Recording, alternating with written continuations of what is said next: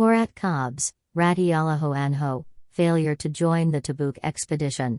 Chapter 2, Topic 9, Part 3. He then said to me, "What prevented you from going out? Had you not purchased the dromedaries?" I made a reply, "O Prophet of Allah, if I were dealing with a worldly man, I am sure I would escape his displeasure through, seemingly, reasonable excuses, for Allah has endowed me with the gift of the gab. But in your case I am sure that if I appease you with a false statement, Allah would be displeased with me.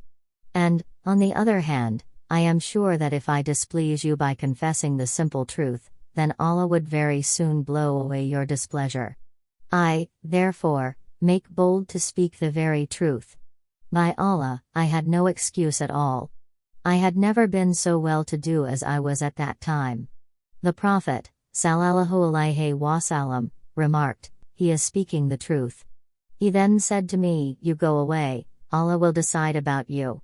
When I left the masjid, many a man of my clan blamed me and admonished me, "Thus never before you had committed any wrong, if after making some good excuse for once, you had requested the Prophet, sallallahu alaihi wasallam, to pray for your goodness, surely his prayer would have sufficed you." I inquired of them if there were any more people like me. They informed me that there were two other persons, viz.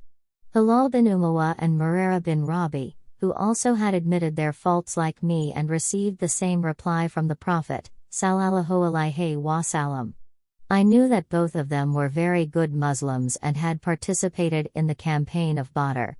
The Prophet, sallallahu alaihi wasallam, issued instructions that none was to speak with the three of us. It is a common principle that displeasure is shown where some attachment exists, and a reprimand is given when there is hope for correction.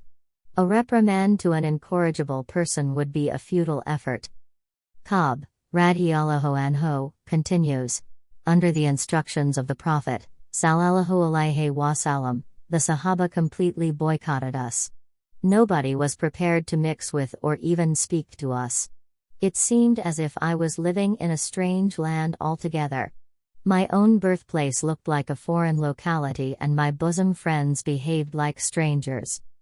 The earth, vast as it is, was straightened, for me.